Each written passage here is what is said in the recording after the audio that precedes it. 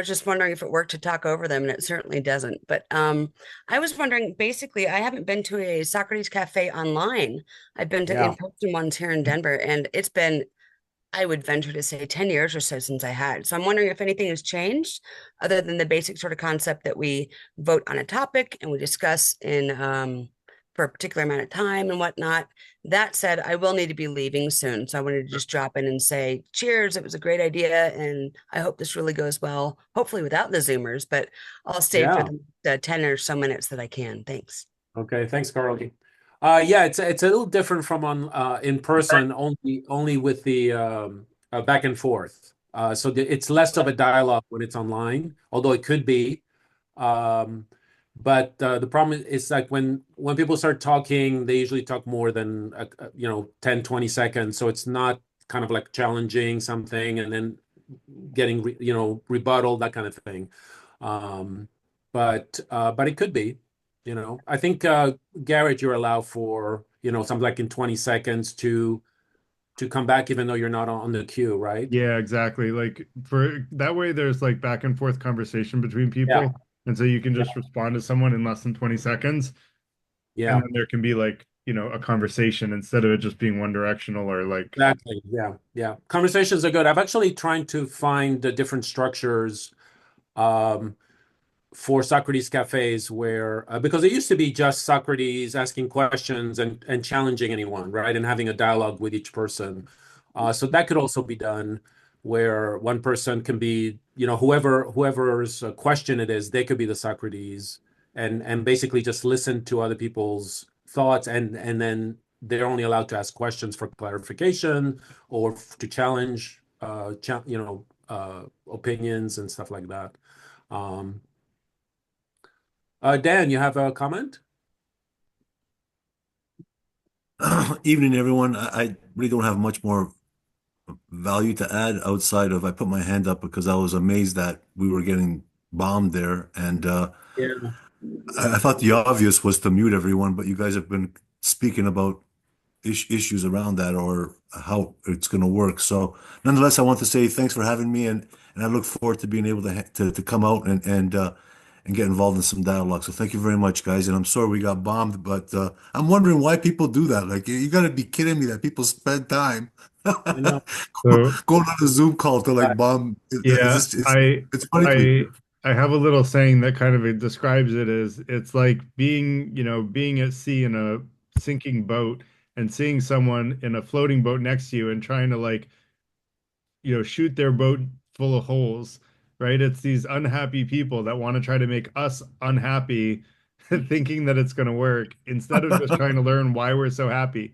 And so I think it's like a common reaction to people who are very like sad. And so I really do feel bad for them, but I also, there's only so much we can do to help them, right? They're not ready for help. And so they're stuck in egotism. So they'll continue to be miserable until they learn to be better people. I gotta be truthful. If there was the only reason why I can ever see myself doing that is for a laugh. I mean, there's no Well, other that's the reason. thing. Like, is it really a funny laugh? Like, No, what, you there's know, nothing funny about it at all. yeah, It But was they, if it they was they're gone, but they're still here.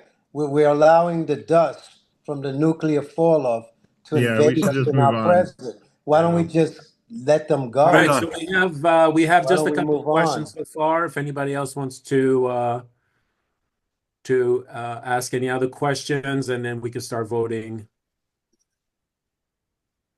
and then take turns talking about it.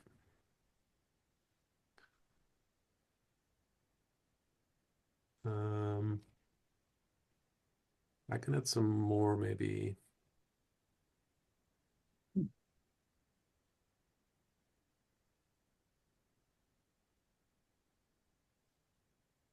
Oh, that's always a good one.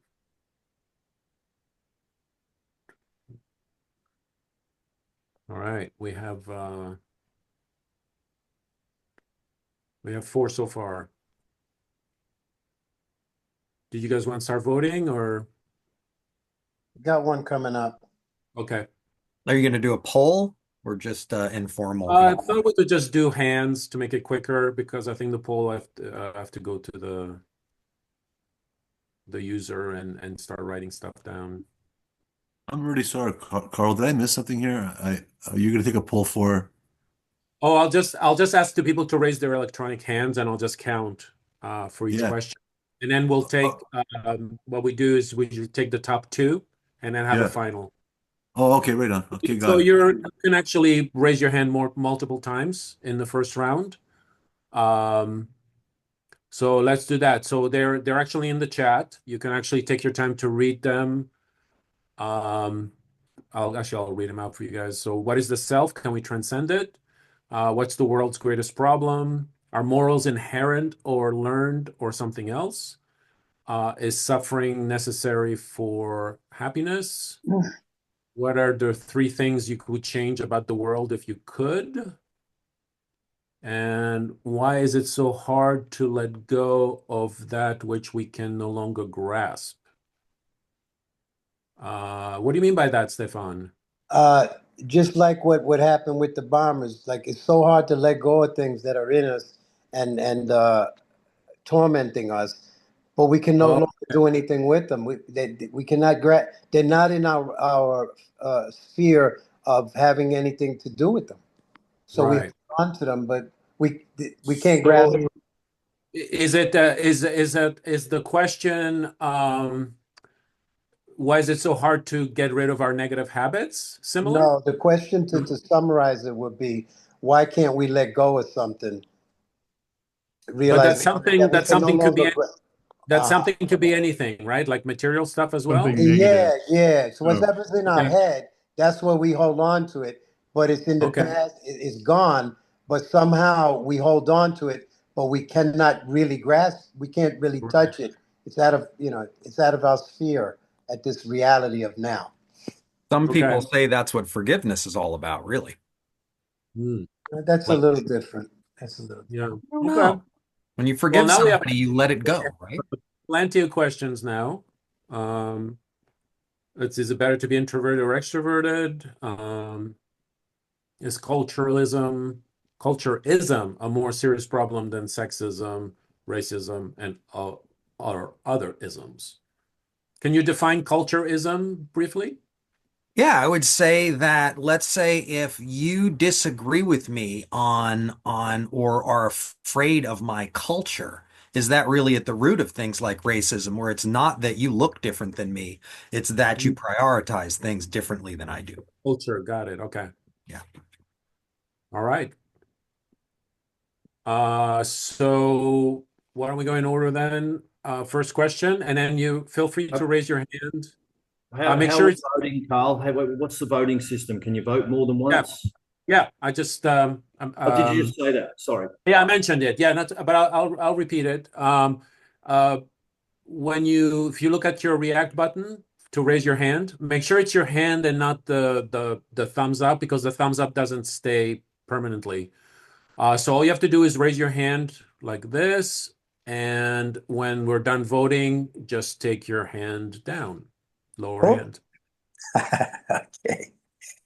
I All still right. didn't. Can we vote more than once? Sorry. Oh yeah. So Okay. multiple times, as many questions as you want. I will count each one. I will try to write it down for each question, and then we'll take the top two where you'll only vote once for either one of the top two. Okay. So we'll have a first round and a finals. All right. First question is which one's the first question? What is the self? Was that the first question? Yeah. What is the self? And can we transcend it? Can we transcend the self? Good question. All right. So we'll raise hands, and going once, going twice. We got self for four. All right. Let's lower our hands. What is the world's greatest problem? Well, apparently culturism.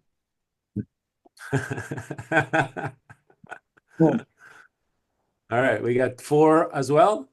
All right, that's a tie there. I don't know if Jean had her hand up, but it was the hello hand, not the actual. Let me confirm, Gene. When you were clapping, was that your hand raised, or was that something else? Gene, can you unmute yourself?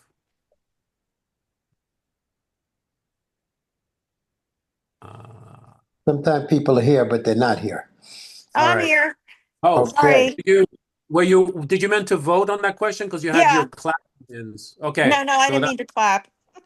so it's 5 then. Okay. Five, Yeah. Fine. And then we have our morals inherent or learned or something else. It's a good one. It's a good one. Yeah, right. That'll get some votes.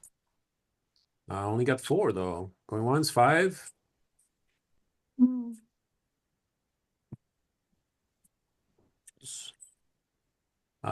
Just 4? I thought I had 5. No, I had my hand up. I took it down after I thought. Oh, okay. Yeah. Just wait till I count. So Yeah, 5. okay. Okay, 5. Yeah. All right. Let's and what do we have? Is suffering necessary for happiness? It's the good old do we need one side of the coin to understand the other side? Do we need suffering, for happiness?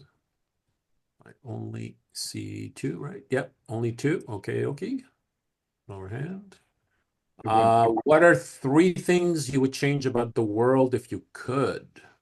I love that one. 3 things you would change around the world. Only one? All right, only one for that one. Why is it so hard to let go of things we cannot no longer grasp? We have 4, 5, 6. All right. Mm-mm. All right. Going down. Is it better to be introverted or extroverted or ambiverted?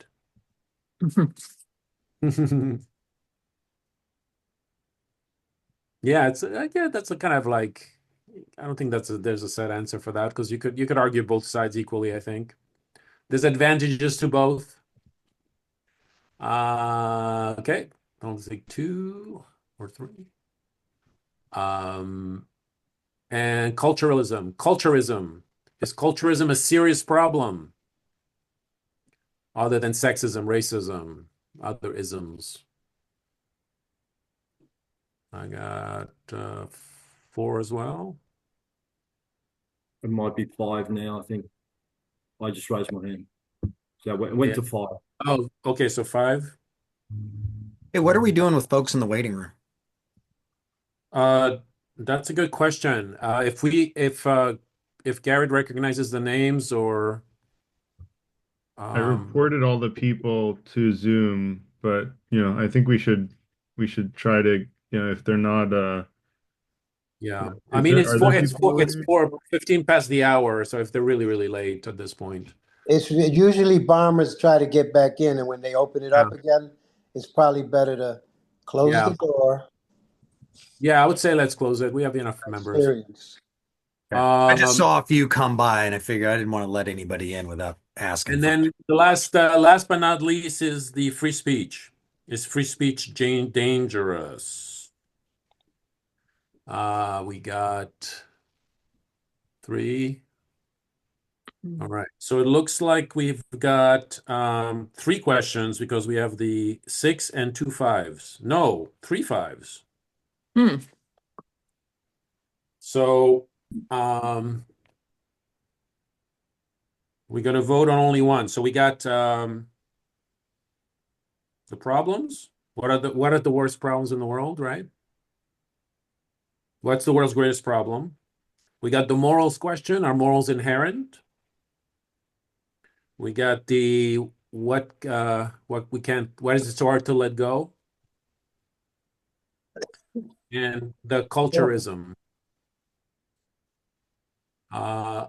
So you can only vote on one out of those 4. So if you want to take a few seconds to decide, because you can only vote once. So pick the one you would prefer.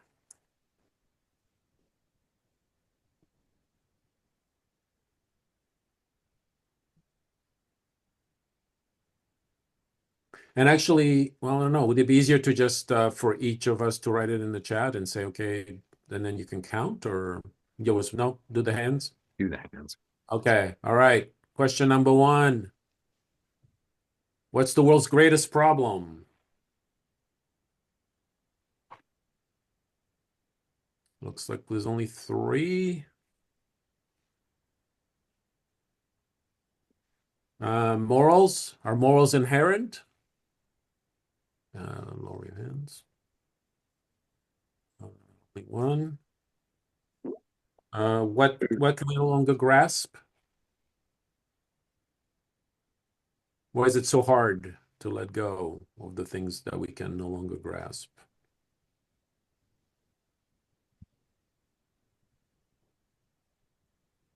I got four. Okay, that's the leading one so far. And then culturism. Is culturism a more serious problem? All great questions, by the way, so please make sure to write them down and bring them up again. All right, so the grasping question one, was it so hard to let go? Is the question. I still don't quite understand it. So Stefan, since it's your question, if you can take a few minutes to just elaborate on the question so we get a little more clarity about it. What did you mean? What direction do you want the conversation to be? Like, is there anything specific you're looking for in the answer? Yeah, and then everybody can raise their hand to take turns and state your position. So go ahead, Stefan. Okay, a while back, I came out with that thought as I watched people toiling over things, whether it be the loss of a material thing, some grievance they had, some trauma, and the idea came to mind is why is it so hard to let go of that which we cannot grasp, meaning that I can't do anything about it, but it still plagues me as though it was right in front of me. And in fact, it blocks me from moving forward. And everything that I see and feel is filtered through that lens. So it's a deep something deep within my thinking, within my emotions, that is so difficult. It's like, well, this is a lighter, example, analogy, is that I tell somebody something that is a fact, and they say, I thought, but I thought. In other words, something in them, it has to get jarred out of what they thought, and it's a process and something of letting go or just moving on. We want to be right. And then I came out with another saying, why does it feel so wrong to be right? It's something within us that wants to maintain a fact that has been proven to not to be true. Right. And then emotions is the biggest So, one. can I phrase it as, why is it so hard to let go of opinions, to let go of beliefs, to let go of material things, to let go of Yeah, all of them. In all other of words, why is it? It's a broad statement, but it covers everything. That we're not letting go of something which that right, we can no longer do anything with it, but it's crippling us. So right, that's when that analogy came up when I watched what was going on. Is that it seems to be so difficult, like it's almost permanently embedded within us, but right. nothing is when we put some mind and soul to it. But Okay, why is it so hard to get to that point? Maybe because we associate ourselves and it's attached to our identity. And if we feel that if we let go, there's no more us anymore because we've invested so much right. in it. So the the one point that really resonated, because you see that a lot in philosophy discussions, is the one about letting go of being right, or thinking that you're right, or not changing your mind and stuff. Which reminded me, it's the tenets that I was going to talk about. So the four key tenets of Socratic dialogue, which if people truly followed them and they're all positive and great, would be a joyful conversation as opposed to a frustrating one. The first one is to seek truth, not victory, meaning that if you truly care about knowing what is true and understanding something authentically, it's no longer about winning. It's basically about, that motivation of seeking the truth about something, understanding. The second one is be willing to be refuted, right? And that's, I think, what you're talking about, Stefan. Like people are not willing to change their mind when they're, we're getting to something that is factual, maybe. The third one is listen to understand. In other words, the only way you can understand something, get to the truth, you really have to listen to understand and not just listen to wait your turn to respond to your position without changing your mind. Because then you're not listening. There's no way you can change your mind if you're not listening, truly listening. And then the last one is question to clarify, right? That's what Socrates did very well. If you don't understand something, feel free to ask, what do you mean? Or even challenge a belief, like, how do you know this is true? Like, where did you learn this? Or, what study are you talking about? Or, there's a lot of questions you can ask just to get to the point. So Carrie, you have your hand up. Anybody feel free to raise your hand and get in the queue. Go ahead. Yeah, I would say it's actually not that hard to let things go. Some people seem to have problem with it, but plenty of people don't. I don't think that's a universal thing. I think if your perspective is number one, to learn the lesson, right? Why do we dwell on things after the fact? I think that's part of it, is it's useful, right? There's a lesson there. Learn it. And it gives us an opportunity to adjust our worldview. Now, Right. some people just kind of spin around over, and over. And that's, I think, when your ego gets tied to things and you're more worried about the transgression than the lesson. But this goes with the earlier question, this thing about having your ego tied to so-called facts. I reject that idea that you can ever prove a fact. We have perspectives and there are appearances. But as soon as you say, oh, well, I've got a fact, you have inherently tied yourself, your ego, to that assertion. And everything we consider a fact right now supplanted something else that somebody else considered a fact. So does this mean you don't believe that there are such a thing as facts? Might be. I know I don't have access to it, though. Really? Okay. Really? Okay. I mean, Okay. other than analytic facts, I mean, if I say 1 + 1 equal, 1 Right. + 1 equals 2. I was going to say 2 + 2 = Yeah, 4. but that's by definition. If you say, well, that's like the same thing as saying 1 = 1. Well, okay. What about that we're all communicating with each other through computers? The what? That we're all communicating through a Zoom meeting right now. I'd say that's an appearance and a perspective. All right. Well, we could. I see your point, and I agree with you.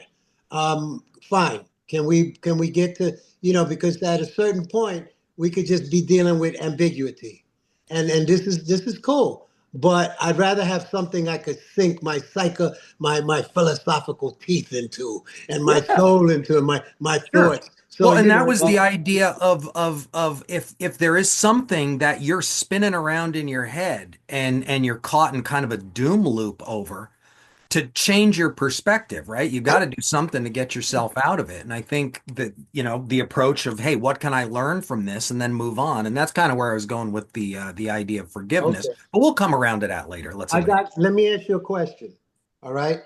Is it the person who gets themselves in a hole to say that they can get themselves out without some kind of intervention, no matter how light, or maybe just passing on information? The point I'm making is why is it so hard to let go of what we can no longer grasp? I'm not talking about the highly evolved people. Okay. I'm talking about, when I say we, I mean the common person. Okay. And I mentioned a few instances as to, is so much of themselves attached to it. The trauma is locked in, these things. I'm not talking about the people who it's easy for. I'm All right. talking about the people that it's not, and that we could examine that and not necessarily dispute it. What are you? So Stefan, what do you think the answer is when it comes to the common people? In other words, I mean, for me, I look at, okay, everybody is a person. Some people are smarter than others. Some people are learn from others. Some people have a motivation to change than others. Some people are not aware. Some people are blind. Some people are had a past that makes them blind to change. Some people don't want to change. In other words, the issue, the negative issue, tends to be kind of a defense mechanism and a security blanket. It makes them feel good, and so that's an answer as well. Yeah.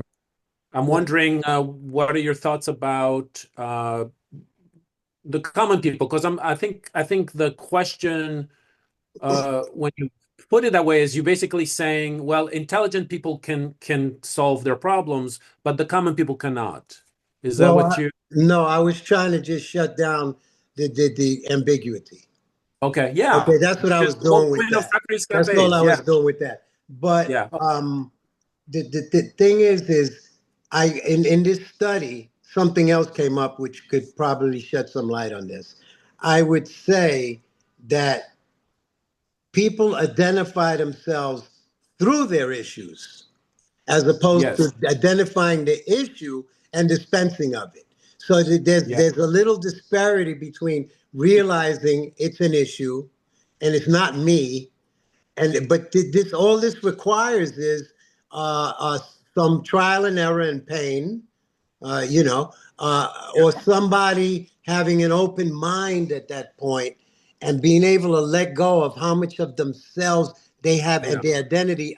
In other words, they take it as a personal affront that this thing maybe should be dismantled. So there's a lot of reasons, but the main Yeah. question is, why is this so hard? And my thing is how I still do that sometimes, even though I've realized all of this. So I propose it to us is to look at me, not to say, to keep it ambiguous or say out there. It Well, if makes you it want. a little realer.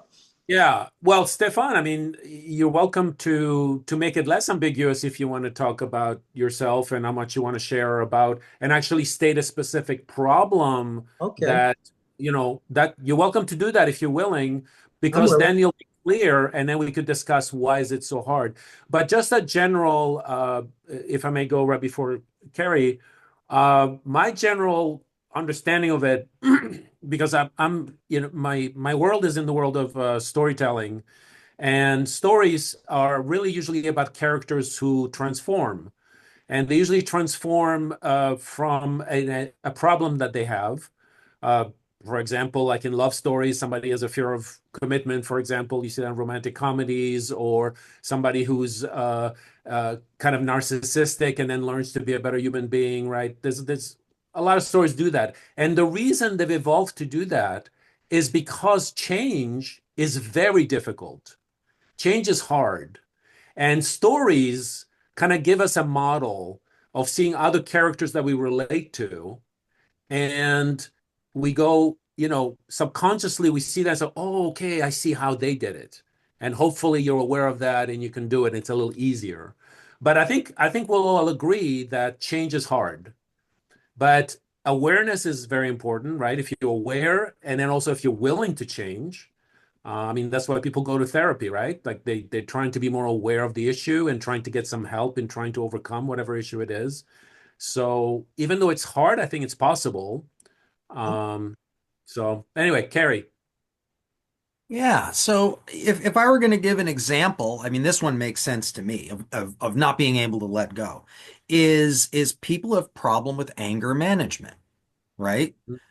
Because essentially, I think what happens is when we get angry, and especially folks that have a problem with this, you're losing a bit of your control or your agency, right? Something is taking over, especially the folks who think and realize that they need anger management help, right? Because they don't want to be like this. Right. And I think that, anger is usually the result of like fear, pain, frustration, a sense of injustice, things like that. And I know like my trigger is frustration. I'm a really calm person. But when I Yeah. drop that screw the third time, I'll start cussing, it's like, God damn, Yeah. and Just it's like, beat the screw to death. You're like, ah, right? yeah. You know, that's a thing for me where it's like, look, I need to take a deep breath and not take it so personally, right?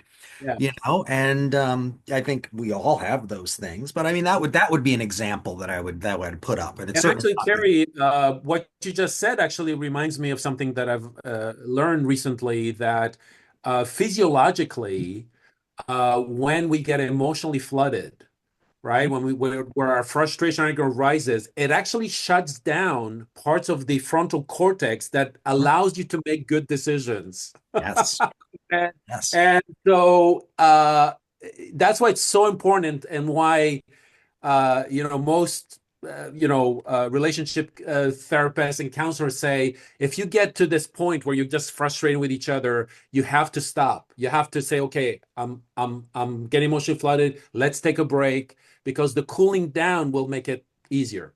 And as an additional point, this is one of the reasons why, there's two ways you can persuade people. You can persuade them with logical reasoning and information and all of these, the higher angels, so to speak, Right.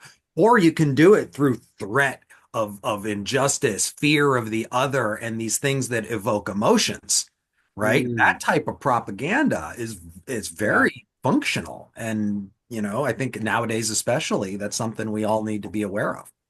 absolutely. Yeah. So, okay, great. James, you have your hand up.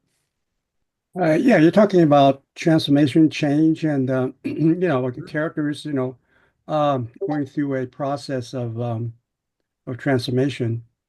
And Mhm, doesn't that involve the acknowledgement of certain facts about oneself and about the world mhm. that is agreed upon? Because when you go see a therapist, aren't you Yeah, agreeing with the therapist's his observation yeah, and analysis? That there's a fact of your problem with anger or your problem with some kind of emotional conflict. And yeah.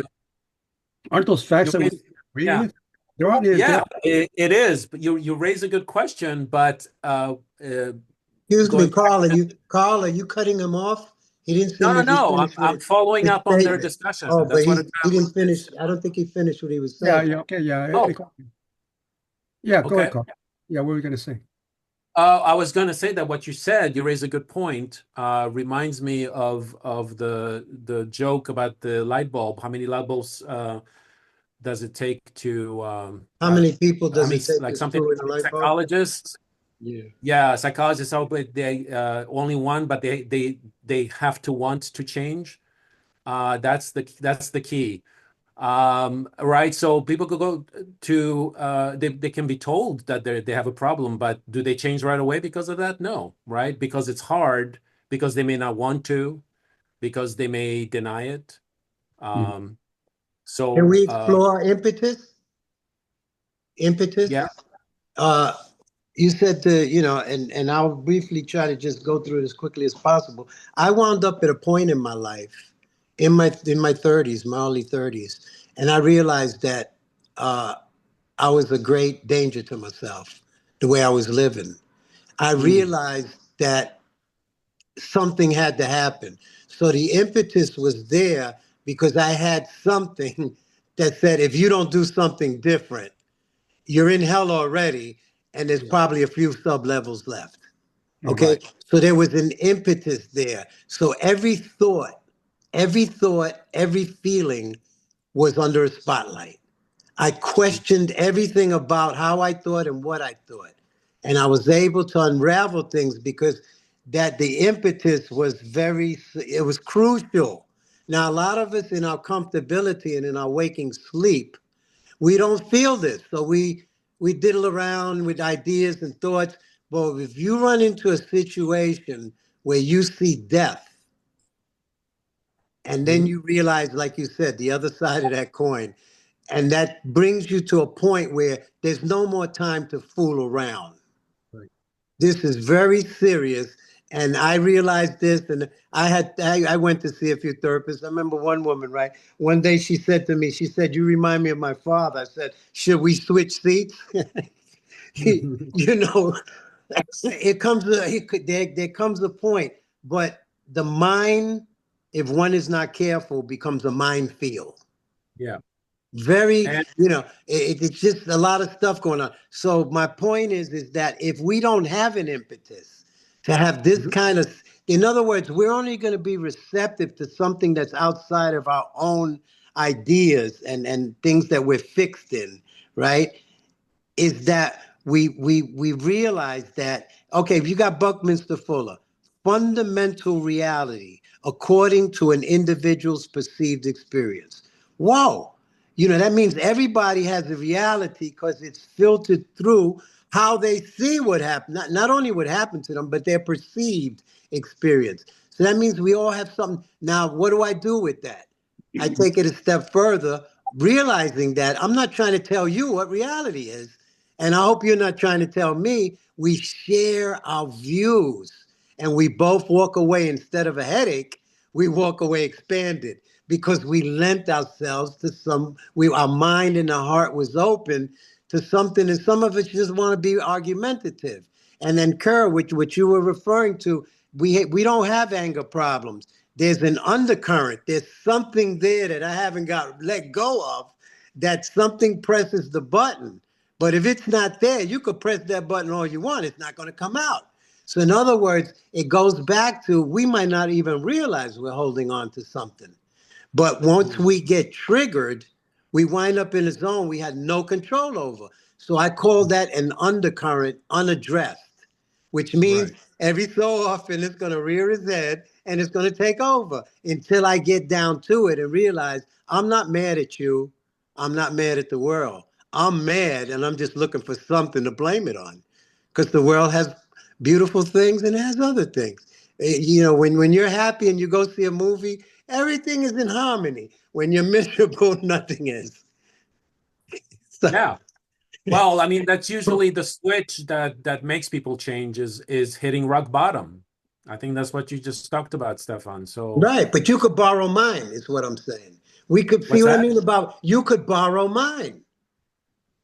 What do you See, mean, Barry? the highest form of intelligence is learning from somebody else's experience. Oh, In other yeah, words, of I course. could Well, share it as I was saying, that's what stories yeah. do, right? You see Yeah, well, stories that are you know Nasruddin then, right? Nasruddin, who? Nasruddin, in Sufis.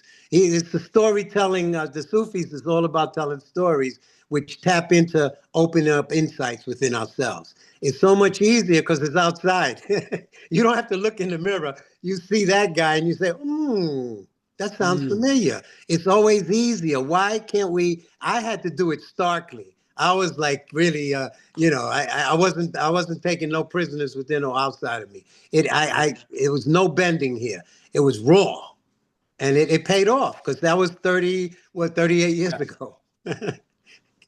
I think Garrett posted something along those lines, Stefan. He said, smart people learn from their own mistakes.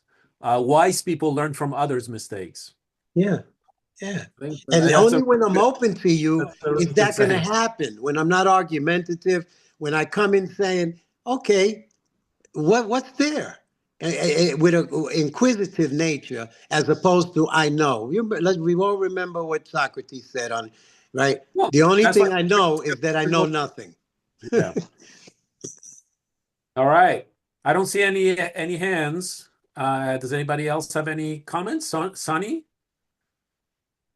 Yeah, I How are came late, but I'm just listening to the last few comments, and Yes. uh, um, Do you know it's what the question is? no. The question is, why is it so hard to let go of material things, beliefs, being right, Mm. The things we can no longer grasp. the things that we can no longer grasp, which is that's the part that still confuses me. What do you mean by we no longer grasp it? In other words, it's in the past. Something happened to you, right? It's in But the it's in past. the present because I think it's he just means things that are out of our control. Well, things that are out of the sphere that we can actually change in any Yeah, way. which is They out of our already control. happened. Yeah, Yeah, well, that's how they say it in Stoicism, is that there are things that are in our control, things that are out of oh, our control. that could be, yeah, that And could so fall. but that's you a know more what common way though? for people to refer to it, Stefan. Yeah, but the stuff that we're talking about, which is the need to change, is within your control, isn't it? Well, Exactly. I gotta ask you guys, can somebody give me a real simple example? Because this is a very interesting topic. I need an Yeah. example. Well, I think one example that Stefan used when he was talking about the stuff is about changing your mind, right? So we talked about those tenets, right? You have to be willing to change your mind if you're seeking the truth and not just the victory, right? But when it comes to certain beliefs, they are so strong that they are tied to the ego, to the self, that it becomes almost scary to change your mind, maybe. Because I've always wondered about that. It's something that I encounter all the time. So I don't know if that Can you give an clarifies it. example? Can you give an example, Carl, of a belief that you might not be able to let go of, for instance? Well, that not for me, because I change my mind all the time. I love changing my mind all the time because I seek truth. I'm talking about when I'm having discussions with others where it's very difficult to let them see and have them change their mind. So I mean, a good example of that is political beliefs, religious beliefs, any facts that can be proven, but they don't accept the facts, that kind of thing. Okay. Yeah. But it kind of dumbfounds me, and only because I'm like, for me specifically, and I'm and I know this is not a common thing, but I mean, I'm really so, which could be a defense mechanism. I really want to know what is true as opposed to what is false, right? I don't like going in the world believing false things. Granted, I may not know that I'm believing something that's false, but when I encounter it, right, when it's clear that I'm wrong about something, I am like, I want to change my mind right there, and I'm happy to change my mind. Um, there's this quote that I came across by James Berg in the 1700s. And by the way, Garrett, I know you have a different author for that, but I actually went in the deep dive to make sure. And James Berg came before the person that you mentioned. I forget the person. But James Berg said, in matters of dispute, moral dispute, scientific dispute, let your aim be to truth and not to conquer your opponent, because then it will be a win-win situation. You will learn something if you were wrong, and that's a good thing, or the other person will learn and change their mind and know something that they didn't know before. Win-win. And that connects to the tenets that we talked about, right? Seek truth, not victory, and be willing to be refuted. Those two alone right there will make you wiser, because you will gradually learn what is true, right? And change your mind about things you thought were true, which to me is the scientific method, right? That's right. That's right. All right. We have some hands, so I'm happy to see all the hands up now. John, go ahead. Hey, Carl. So I have a different perspective on Stefan's question. I take it to reply more to things like that are in the past, or that, are out, like that you can no longer change. So like something you regret. So like, for example, like, oh, I should have bought a house when it was X value. Right. Now it's 2X value. I regret, but you can't let it go. You can't let that regret go. Stefan, let me know if I'm on the right path in my thinking. Yeah, exactly. And also, you can't do anything about it. Yeah, exactly. So that's what I was thinking you were referring to. And Stefan, how does the idea of guilt play into this? Okay. Yes. Yeah. Well, so thank you, John, for clarifying that, and Stefan as well. But that brings us into the Stoic thing about because you can't control what happened, right? There's the saying, you cannot, there's no sense crying over spilled milk, right? So if you're talking about that, guilt and worry, I once heard, are two useless emotions, because you're worried about something that happened that you cannot do anything about it, or you feel guilty about something that happened, or regret, and you worry about something that's in the future that may or may not happen, which 90% of it won't happen.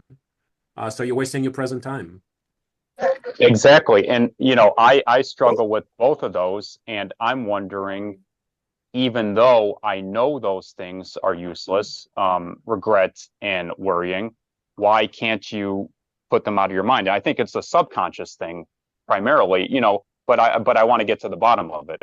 Okay, so something came up, in this same sphere of time, of urgency, and seeing things very clearly was that the things that I can't let go of, and these things, the guilt and the was that I realized at some point the only way to get rid of those things was to be doing something today that's contradicting my conditioning. This was a very important factor. I had conditionings that were set in place. And when I say I check, I had a microscope on everything about my thoughts, my feelings, and also my knee-jerk reactions.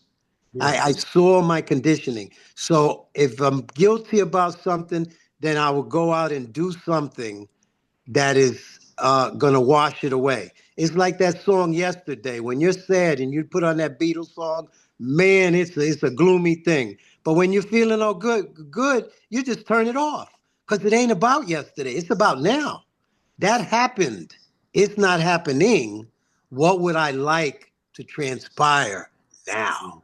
See, it wasn't just getting over that hump. It was like clearing a path to get rid of all of the things inside of me that had me there. I was very fortunate to have that kind of introspective frame of mind. A lot of people don't. So they're still seeing the thing. The thing still grips them, but they're not realizing. I call it a healing action. Okay. Stefan, so is that like acting as if the thing you regret never happened? Oh, no, no, no, no, no. Denial is not the river I want to dip in Africa. I do not want to go in a canoe. I have to face it straight up. And the only way through it is to go through it. No, no, it's not about acting. It's about taking an action. In other words, let's say now I'm at the point in my life, I'm alone. I was not a pleasant person with the women. I mean, emotionally, you know. So now I realize that. So now if I meet a woman, she's going to be the luckiest woman in the world because I'm doing everything different than I did, which is probably I'm going to be a really nice guy. So you see what I'm saying? You turn it around and you turn it over. You find something that's going to help you to release yourself from that, but it's an action, and I call them healing actions. I Not, believe yeah. it's called growth. Self-growth. Yeah. It's a Carrie? byproduct. Yeah. So, I think regret has a very important function in our lives. Um, Which you know, is? and, well, here's an example, right? If I can reinforce uh the embrace of something like delayed gratification, that's going to have positive impacts on my life potentially. Or avoid immediate gratification that will lead to long-term harm. But Like, that's not good.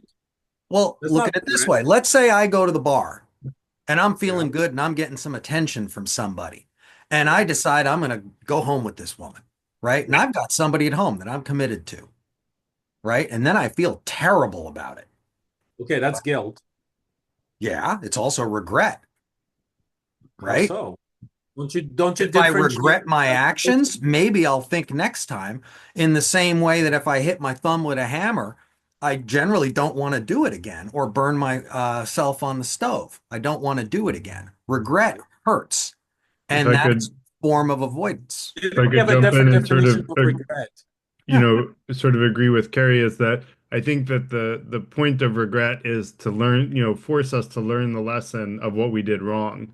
And I tell my kids all the time, there's only two purposes of the past, one to learn from it, and two to reminisce about it. If you're not doing one of those two things, Okay, there's no other so point. yeah. Thank you. Okay, I'm seeing it better in the sense that I think we're conflating guilt and regret because those are two different things. I can see what you're saying when you say I regret doing this, I feel bad about it. That's guilt. Regret is oh, I should have taken that job, but I took this job and look at my life now and I feel miserable because I didn't take that. I didn't marry the right woman. I didn't take the right job. I But I moved think to the Carrie gave an example like that, Carl. He said, like, I shouldn't have gone home with that woman that's not my significant other, right? That was a decision that he should have made differently. So that is still yeah, but there's the conflation because one is negative. In other words, you feel guilty. There's it's a morality Well, thing. I will feel guilty over something I'm responsible for, Yeah. right? That hurts somebody else. If I just passed up a good job, I don't feel guilt because There we nobody else go. was There's hurt. the difference, Gary. There's the difference. But I do regret things I feel guilty for. Of course. So, But okay. it's not the regret of so there's this thing like do you know what the number one regret in the world is as people die? Not being Not spending happy. more time with family and friends. Actually, not quite. It's actually in the top five. There was a book written by a nurse in Australia. She was a palliative nurse in hospice, and she kept the diary of what was the top five regrets of people. The number one is I wished I lived a life for myself and not for others, in the Mhm. sense of following your own dreams as opposed to repressing for others and being unhappy about it. That's the number one regret You in the know what's world. interesting about that? I hate to use this term in conjunction with that, but there's a little bit of survivor's bias there. And yes, irony acknowledged, because here's the thing. Were there people who did that and still didn't have that regret? Well, no, then they wouldn't Or, regret it. did somebody say I lived for myself and did my dreams and I wish I had done something else? Maybe that would be a different regret. Yeah, Yeah, it'd but just be don't think about interesting. I wish I didn't work so hard that I spent more time with the family. That's like number two or three. Wow. But it's worth Yeah. exploring. It's really interesting. I think Oh, Gene's got his hand up for a while. I'm sorry. Gene, iPhone. Yeah, hi. Yeah, I was Can just you hear me? Get some yeah. other people to. In the time I've had my hand up, you've hit so many things that make sense to me, like the regret part, and being on your deathbed and saying, you don't want to be on your deathbed with regrets. You know, to Right. me, it's like having lived a full, joyful life. Mhm. That's important. But yeah, carrying guilt is makes it heavy. It's hard to let go of guilt. um I think if you're not if you're an insecure person, it's very hard. You have to really know yourself and be confident in yourself, to get past guilt and not holding on to that type of thing where you blame yourself. Right. Yeah, Yeah.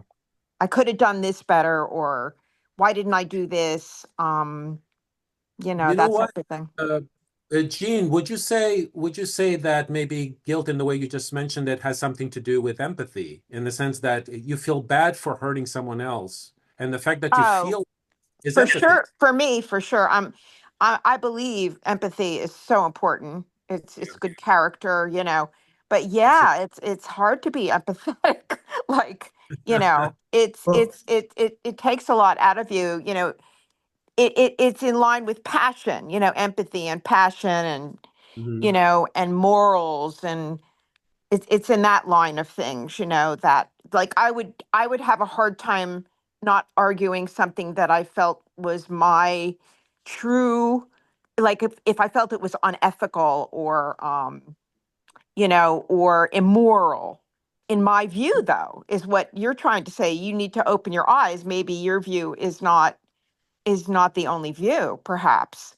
Now, Mhm. I would have trouble with that, because I would be passionate. Oh, that's unfair. That is an unfair thing. You'd have a hard time getting me around being stubborn about that Yeah.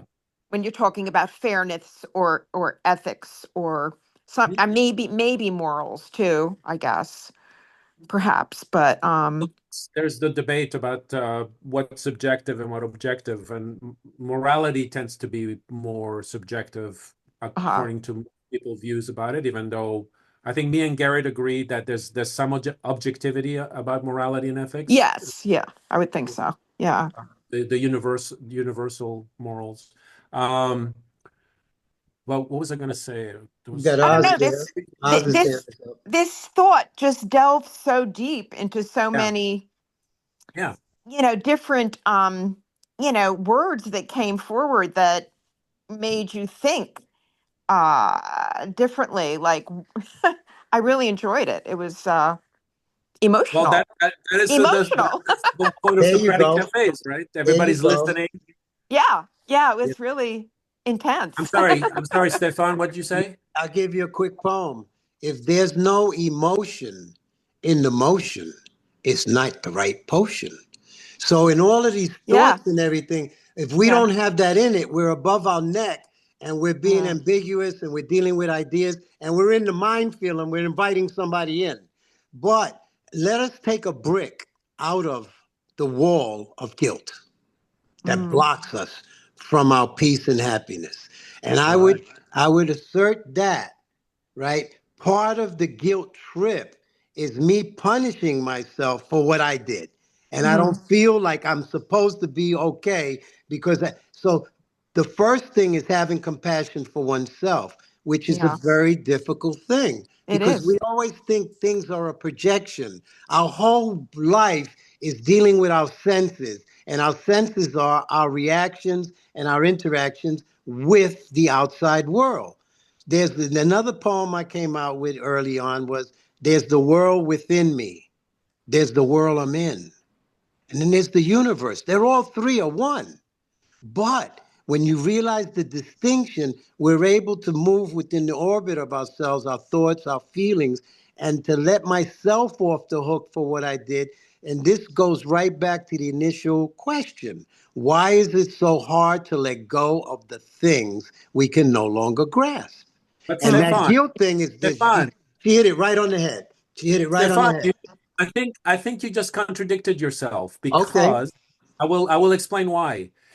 You keep saying it is so difficult to let go of things, and yet Why? Why what you is it said, so difficult? Stefan, what you just said right now Right? implies that you were able to overcome it because you grew, you were aware, you know all those things you said you did, right? That the healthy growth that you did, that implies that you overcame it.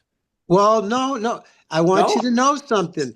It's overcoming. It's loving. Without the ing, we're stuck in an idea, Okay, so a you're saying concept. it's ongoing. It's ongoing? Right, right. Yeah. It has to be fed. It has to be nurtured because that conditioning is so deep that it could keep coming up. And like somebody else referred, when they get upset, you know. But the main thing is when we get to that point. Okay, we talked about somebody dying, and this lady said, "What's their biggest regret?" The doctor told me one day, "You got 5 days to live." It was Friday. He said, "Get your things in order." Okay. We I have wept. I wept we, not because I was dying. I wept because I didn't live yet. right. Not guilt. I didn't feel I was always waiting for I got 50 umbrellas, save for a rainy day, save for so reconciling these things and doing something with them consciously and emotionally. Okay. All right. And then that you're moving onward, changing, growing, letting go. It's not a definite, you can wrap it up in a I quick totally snap. agree, but to me, that's that gives me hope. So I don't Hey, think that's what we're here for. We it's got not some more really. hands. I like the other people because sometimes Will, go ahead. I mean, is it? Oh, yeah. Yeah. Thank you. Then I had Dan after you, Will. Dan, do you still want to say Dan's been something? waiting a while. There was so many good points, and I did want to Okay. make several comments. I did want to make several comments, and I have a couple Yes. questions for you guys, but let everybody go, and then I'll let her go if you guys are Okay. okay.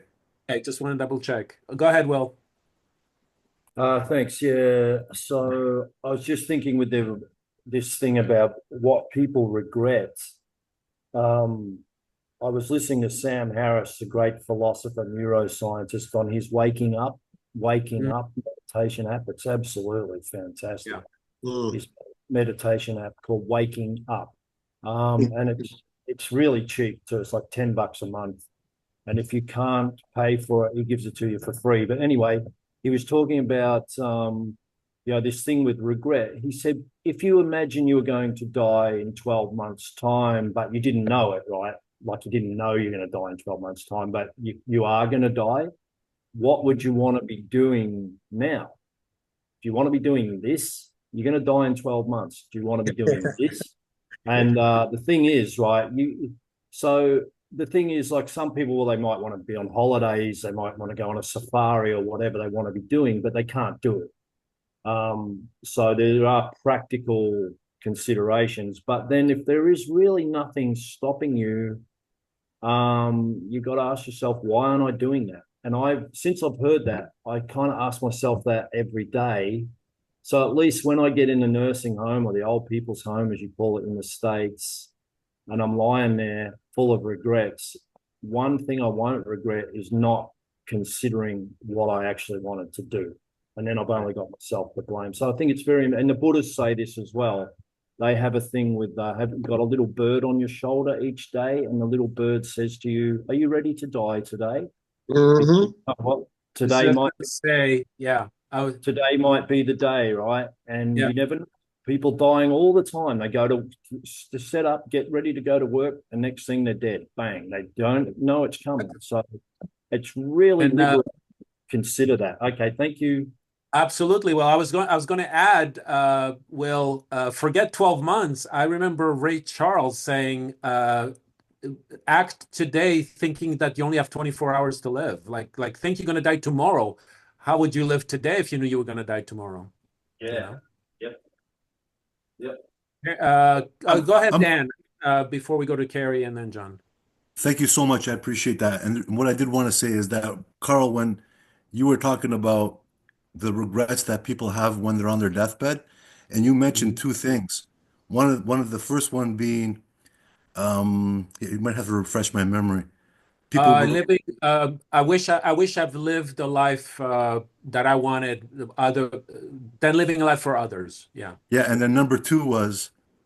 I wish I worked less and I was spend more time with the family.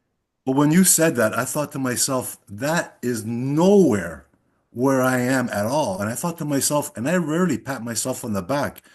I thought to myself, I must be one wily individual because those do not affect me at all. And this question I raised to myself quite a bit.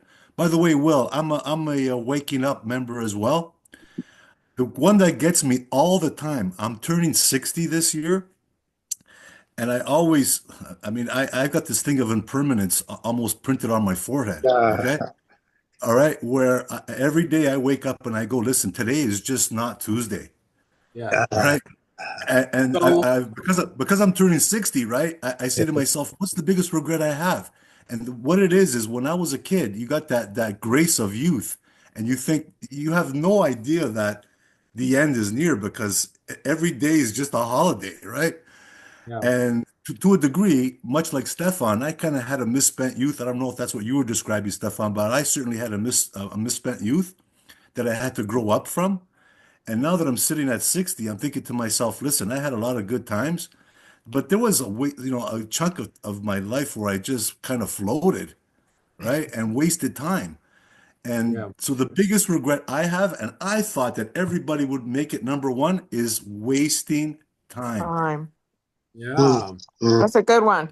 Yeah, if I could put in a quick plug for the FTI, being a member of the FTI, part of what we do is help each other focus on achieving our life's goals and forming positive habits. So it's all about not wasting our time and making sure we're focused on the things that matter most to us. Yeah, and by the way, Garrett, the comment you made about being wise by learning about people's mistakes, that's what those stop regrets do, because you're able to see somebody who's on their deathbed. You're not yet, but whatever they say is something that would remind you of how to live today, right?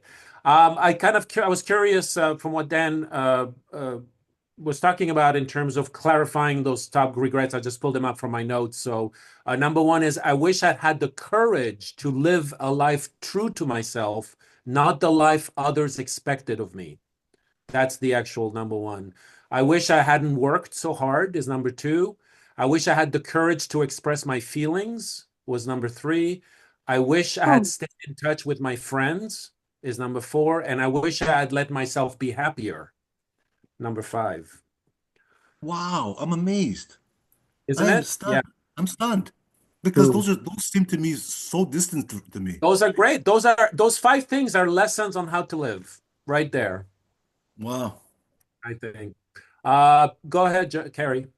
Okay, yeah, so I think that the purpose of pain in the past, I'm going to use that word instead of regret or guilt so we don't get hung up on the semantics, but things that make us uncomfortable, cause us pain, etc. The reason that we mull over these things is so it affects our future choices, right? In the case of burning yourself on the stove, that's a reflex. Our body takes care of that. We don't have to think about it, right? Which is wonderful. But some of these other things that are more kind of, front of the brain type stuff, we do have to think about. And when we're faced with a choice, we say, what happens next? And those things that are like, man, I really hated it when this happened. I'm either going to be more careful or I'm going to make different decisions. And I think if we let go of those things prematurely or don't learn the lessons from them, we stand the chance of repeating it. And I see people doing that all the time. Mm. So now that you can take it too far, right? If you're just constantly beating yourself up or just like living in the past, that's not good either. And I really like that list, especially this latest articulation of it. I think that's Yeah. awesome. But I can look back on my youth and I could say there was a point in time where, man, I was partying and having a good time and wasn't working very much. And, you know, I remember thinking, man, I need to turn around and do something because this isn't work. I'm having fun, but so what? So, there's another side of that. And that's kind of was my point is just because you do those things doesn't mean you won't regret them either. I think maybe there's an ultimate balance, and maybe that's where you find authenticity, right? Because there's a part of me that really enjoys work. I like being good at stuff and being useful and providing some kind of services for other people. Now, do I want to forestall all joy in my life to do that and become like a slave to the other? No, of course not. But I think there's a balance and it's got to meet your own expectations for what a good life is. Yeah. Yeah. It's about what you. Carrie. John? Hey, Carrie. So, are you saying that regret is caused by an imbalance of, your actions or some kind of you're out of balance at a certain point in your life and you regret that? Maybe that could be a part of it. I'm just thinking something happened that hurts you and you don't want to repeat that mistake. Right. I've made some terrible decisions in my life, and I'm kind of glad that they bother me to this day because it keeps me from doing it again. Now, again, if I'm just dwelling on it, over and over and over again, that's not doing me any favors. So there needs to be some balance there. Yeah. Yes. There's the idea of learning from your mistakes and failures and bad decisions as opposed to dwelling on them, right? Yeah. I'll give you a quick poem also. Thou shalt not dwell on that which is not swell. In other words, you remember Dennis the Menace, everything was swell to this kid. He tore the whole town up. But my point is I'm not saying not to look at those things. What I'm saying is it becomes like redo, regret. And you made a very good point there, Kerry, is not to dwell on it. Get the lesson, turn the bad hardship into a blessing with it's a blessing there, and then move forward. What I'm talking about is not sitting still long enough to think. And it brings me to another one right quick. Depression is like quicksand, and I don't know if I think all of you saw it or saw Tarzan. You don't try to swim in quicksand. You get the heck away from it. In other words, to be able to have the awareness, the conscious awareness to see what's going on and not getting tripped up into all these theories and have quick pat ways of moving forward quickly. Moving forward. As long as you're moving towards the light, you're in the light. Once you stop, you might slide back. So it's like it's a constant, not a grind, but a flow when I learned to let go. Now that just came up from you guys. There you go. It rhymed. Sonny, go ahead. Yeah, I just wanted to respond to Garrett's quote. He said, "Smart people learn from their own mistakes. Wise people learn from others' mistakes." Yeah. There is some things like I've seen books written saying I've learned from my mistakes, so you don't have to do them. There are some things only through going through the crucible you learn. You just can't look at someone else's mistake and saying, you know what, I'm not going to do that. there are some things we have to go through the crucible to have that experience and learn from them. And so there's a slightly different angle I want to take I that, what so Garrett is saying. Sonny, why do you believe that there's a difference between the two? Because it seems almost like, you don't have to go through the crucible. Look, read about what I went through so you can avoid them. Yeah, so Notice, both Sonny, I didn't say wise people learn from other people's mistakes 100% of the time and never make their own mistakes. Right, All right, make right. mistakes. It's just Right. that yeah, I think it's smart and wise to learn from both our own and other people's mistakes. So that's yeah, the idea, is that we're better off if we can learn from other people's mistakes, but it requires quite a bit of humility and open-mindedness to do that. But I would argue Right. that the things we should strive for. Right, but right. I agree. I agree. I knew you had a different, deeper meaning to it, but I just yeah, wanted to kind of highlight that so Yeah. it becomes part of the conversation here. Yeah, The other no, it's thing, a great point. Garrett, And people shouldn't feel disappointed with themselves if they don't learn every mistake from other people at all. correct, Like, correct. Garrett, the other thing, what you mentioned some time back in another meeting, we talked about young people learning how to control their emotions. That training is not given yes. for young people. And I thought, till today, I think about it again and again, what you mentioned, that is so crucial. I mean, It is. most of the stuff, what we are talking about is controlling different negative emotions. And we don't give that training to young people. And Yep. they just, that's a big disservice. And that's a very important point, what you brought some time back. So I really appreciate that. Thank you. Thank you. thank you, Sonny. Carrie? Yeah, okay. So first, Sonny, I really like that word crucible as opposed to saying the arena or something like that. Because I mean a crucible is where we purify metals. So there's this idea of there's a sense of refining yourself, which I like that very, very much. So and then the second point I wanted to make was, this comes back to where I was originally going with the idea of forgiveness in this whole process. Because if somebody treats us poorly, when we forgive them, it doesn't mean that we forget or unlearn the lesson or whatnot. It just means we're just letting it go and are able to move on. But more importantly, we have to remember it's okay to forgive yourself too, right? And that again doesn't mean you don't, you're not supposed to forget or pretend whatever it is didn't happen, but you do need to give yourself permission to move on so you can do better next time. Right.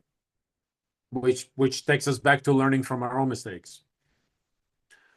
We'll But never dispute that revenge is ever so sweet, but it is. Forgiveness is sublime. And when I forgive somebody, guess what? When I got them on that hook of my rage, I got to toe the line. When I forgive you, I'm letting myself off the hook. Forgiveness is a deeper sense of it, and that makes it easier to let go. Of course, I'm not going to forget. I got out of the game a long time ago. That doesn't mean I don't recognize it, but am I playing it anymore? No. Yeah. Yeah. Forgiveness is about us. Exactly. yeah, Exactly. It's the giver that is the receiver, the greatest receiver of it, just like a gift, long as it's anonymous. right. I don't see any more hands. Anybody who hasn't spoken yet, who has any thoughts about the topic, feel free to. Or feelings. I prefer feelings than thoughts. Let's get Oh, warm and fuzzy. no, Socrates' philosophy is about thoughts. It's about ideas, not about feelings. Feelings is more about the psychology, I guess. Well, do, So do you believe, let me ask you a question. Do you believe that this realm you're talking about, thoughts, should be void of having No, some feelings? no, not at all. The Okay, two go that's together. that's all You I'm just saying. We're saying the same thing, but without, I believe it's like trying to do the tango with one leg if I'm overly one or the other. right. It's about a balance, but the Yeah. emotions, from what I've learned in discovering Eastern philosophy, the brain is in the heart, because the heart can not only reason, but it has that sense of things that the brain, you know how they say brainy, intellectualized, it synthesizes our being, and it doesn't neglect other parts of us, which means it's only going to lead towards expansion. I would say. Would you not agree? I would agree, yes. I mean, the two go well together in life. I was simply referring to just philosophical discussions where you talk about ideas and trying to get clarification on what is true. That has nothing to do with feelings, right, or emotions, unless you're talking about emotions as a topic. But actually, it's probably better to have a Socratic dialogue without emotions, so you can talk about the ideas and not feel frustrated, not feel heard, not feel, dismissed, not feel. Um, Actually, I'll stand corrected in Okay. the sense feeling joy and engagement and flow is a byproduct of Socratic cafes There you and go. There you go. sessions. So that's a That's positive. you see, But you took your foot out your mouth. That's the very good thing. That when we see something, you just did it. It's a yes, beautiful exactly. example. You took Exactly. your foot out and you said, "Wait a minute." I There actually is love to say I stand corrected. no, Yes. no. You're not. You corrected yourself, I buddy. know, but I You still took stand your foot corrected. out your mouth and you said, "Wait a minute. Whether it was Wait me a or minute." someone What I else just doesn't said matter. does not make Yeah. totally. It doesn't matter That's the who's beauty. correcting. I That's the just like to beauty, be man. corrected. Yeah. That's the beauty of this all. We got to laugh. And laughing has to do with emotions. You know what I mean? We I'm sure. laugh at ourselves and we jiggle a loose.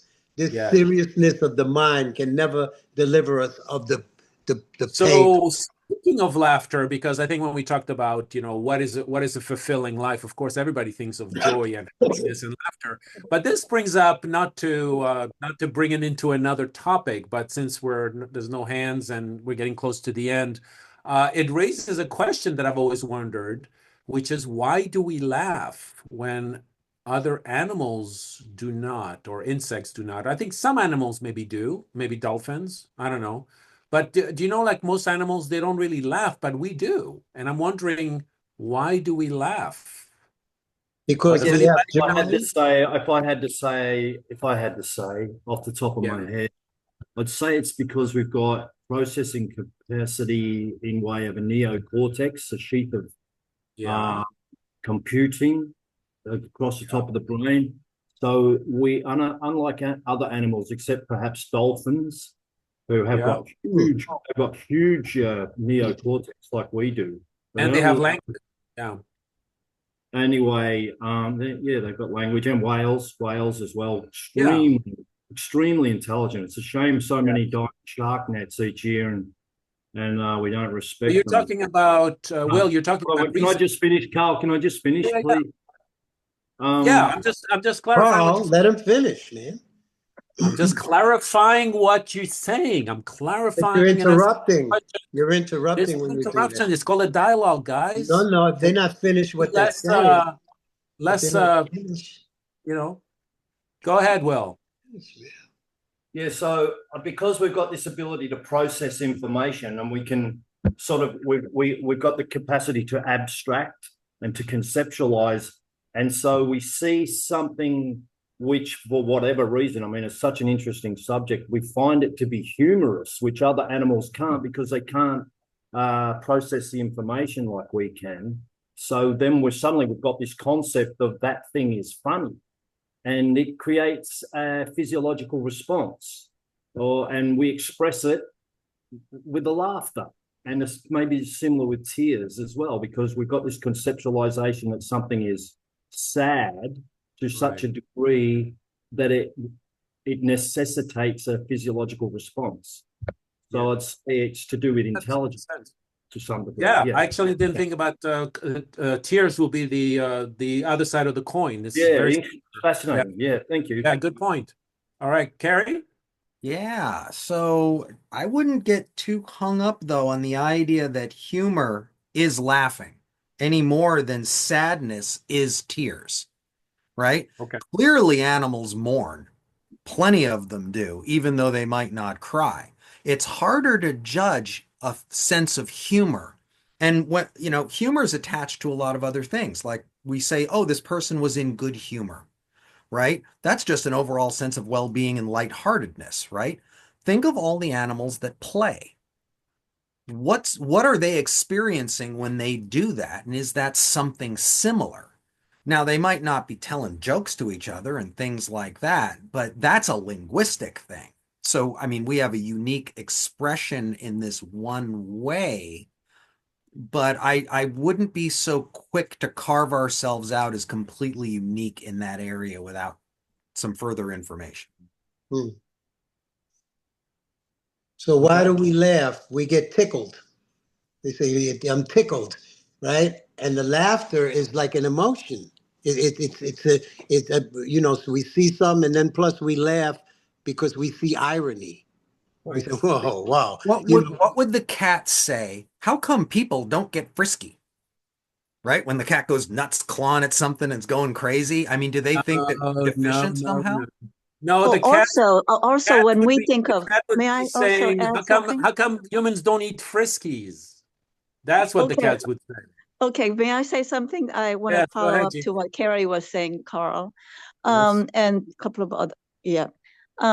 So we just because the way we laugh physically, ha ha ha ha, whatever. Well, what about when the dogs and they wag their tails? Maybe it's their way of laughing, let's say. The way we perceive our physical body doing something to laugh is not the same as what other species, the way they show joy or contentment or whatever. So that for them, that's similar to laughing, I would think. I was gonna respond to what you said, Ginny, when you mentioned the dog, the tail wagging, but you said it yourself, Ginny. I think it's joy, not laughing. There's a difference between joy and humor. I mean, yes, all animals feel joy. I think the dogs very specifically, for sure. But I mean, I think the pertinent point there, Ginny, that's really interesting, is that the dog is expressing an emotion. That's right. Yeah. Yeah. It's kind of in the ballpark of laughing. It's kind of in the ballpark. It's like happiness, but it waves its tail. Exactly. There you go. Yeah. Thank you. But I have two more examples. So I had a dog that would enjoy taking another dog's toy and playing keep away, right? Which is very different than go throw the ball, I'll catch it. Yeah. And I've seen monkeys do this thing where they'll go up and like pull on somebody's tail and then run away. And it's like, I don't think they're doing it to hurt them as much as, I mean, that's a form of slapstick humor almost. It's play. And monkeys and apes, all actually animals laugh? do play. I'm sorry, Ginny? Also, don't monkeys and apes, don't they actually physically do laugh like human beings? Don't they do that? I thought I've seen them. It's not humor. No? It's not humor. I heard that it's actually aggression. If most animals baring your teeth is not a happy sign. Yeah, exactly. But that's the interesting debate, right? Like all animals have emotions. We know that. Some animals play. We know that. Some animals feel joy, but not all animals laugh. But cry.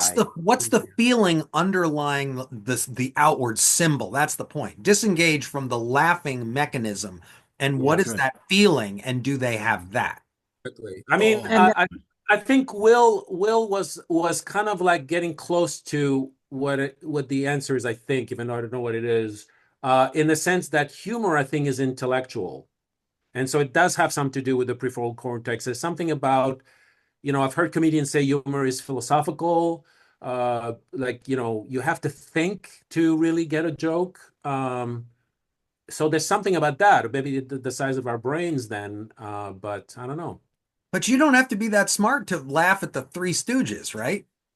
That's There's right. nothing intellectual there at all. Yeah, but you still get it, right? There's that whole of getting it. Get it. A dog can't laugh at the Three Stooges. Like even a low IQ human is vastly more intelligent than, say, a mouse. Yeah. Right. Well, we should all qualify every statement we make as far as we know. And the reason I say that is because if anybody's familiar with The Far Side, the Gary Larson cartoon, there's this really great, one of my favorites, where you see these cows on the field and they're standing on their two legs with a cup of coffee and they're doing a Socrates Café. And then one of the cows suddenly says, "Oh, there's a human coming," and suddenly they go on their fours and go moo. Right? Yeah. So it's kind of like this idea that like we I don't mean, know. like in that scenario, I'd say there's a human coming. They might be taking us to the abattoir, but guess what? Let's just sit around and keep eating grass like we did yesterday while they carted our friends to the abattoir. So, Yeah. you know, it's not a good case for the cows being as intelligent as a human. Right. I was walking down the street the other day, right? And this guy is imploring his girlfriend. He did something wrong, obviously, and she was really upset. And, you know, he looked at her and he said, "I'm only human." And the dog was walking by and peed on his leg. And it looked like the dog expression was, "What a sorry son of a gun." Uh-oh. I'm I only, actually, I'm only thought the human. joke. I thought the joke was gonna be, "Oh, I'm only a dog." No, I'm only human. We say that. And then we say that when we want to make some justification, you know, oh, well, everybody does this. But when somebody says everybody does it to me, I don't do it just because everybody's doing it.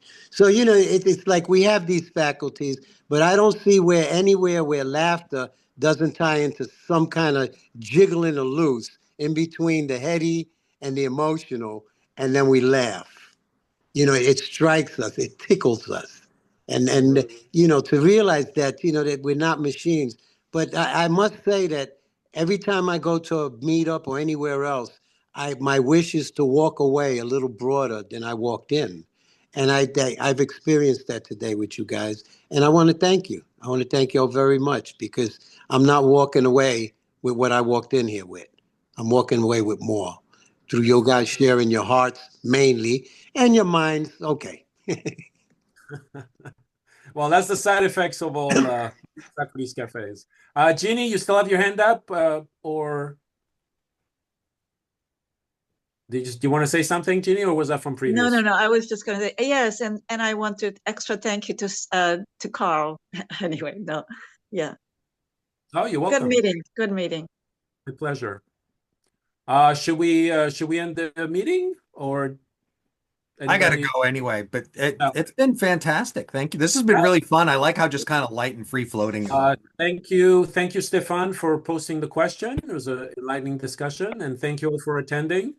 We will see you next week with an actual topic by Garrett on inflation, I believe, right? Oh my Yep, goodness. it'll be inflation. Oh boy. What caused it? Are we having inflation right now? There's always some inflation, but we had a lot of inflation, you know, within the last few years. Momentito, mi amor. So yeah, we'll be talking about inflation. Stimulus. Garrett, can I ask you, Yeah. would the tariffs increase inflation? Oh man. We covered tariffs and the fact that they will increase inflation a couple weeks ago. So yeah. Okay. Yeah, that was exactly, yeah. All right. We'll see you all next week. Take care, everyone. Thanks, everybody. Upon you Okay, all. good night. Bye-bye. Bye.